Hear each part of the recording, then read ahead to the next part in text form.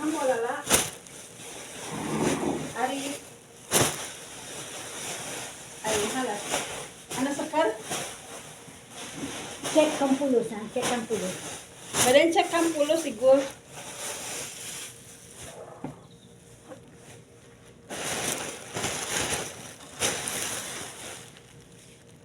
Itnaas? Nestle. Yes. Okay. GB hada.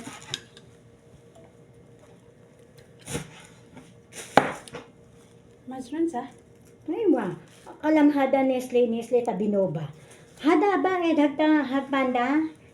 Anak kalamhada istiri Chili hada Nestle. La, accent no ba? La, mushkila.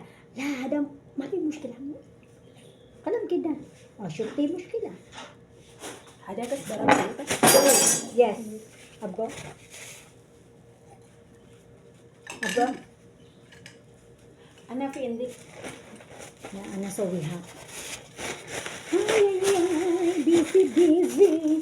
Basta bunso, sinasabi ko sa iyo, huwag ka masyadong mag-worry dyan.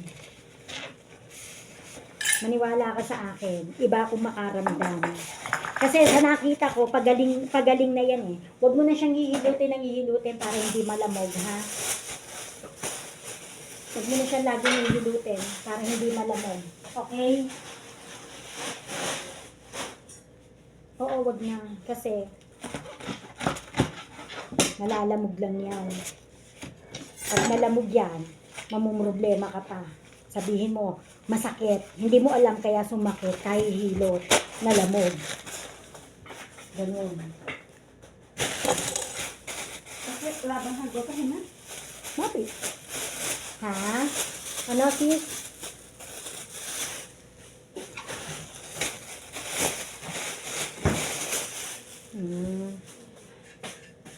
Oo, tigilan mo kasi minsan, okay, maganda yung naghihilot. Pero minsan, hindi rin maganda yung hilot ng hilot.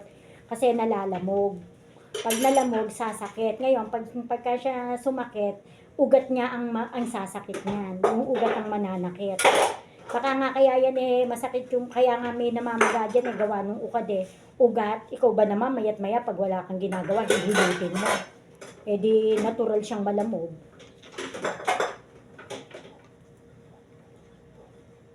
Pagaling na yan, huwag kang matakot. God is good. Tingnan mo nga.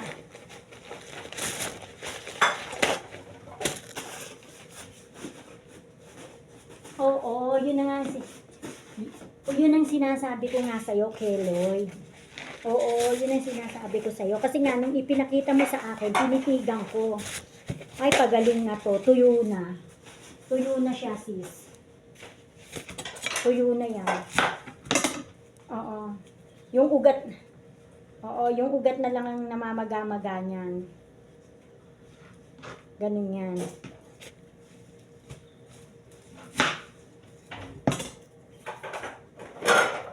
Oo. Wala yung pinakaiba sa balikat ko na masakit. Pakiramdam ko may mga bukol. Yung balikat ko na masakit. Nagpa-x-ray ako, wala naman nakita doktor. Okay daw lahat. Di ano nga, sa atin ang tawag ni tatay nung nabubuhay ay lamig. Lamig.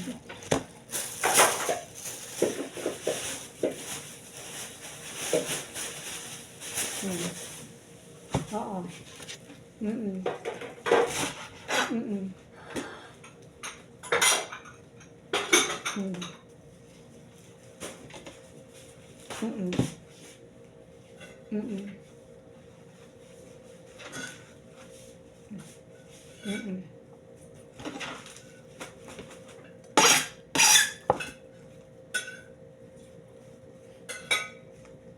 Mm-mm. Kaya nga sabi ko sa'yo, huwag kang masyadong mag-alala dyan. Ano na rin, pagaling na yan. Pagaling na yan. Awa ng Diyos. Alam mo, bunso, biglang pumasok sa utak ko ngayon ko.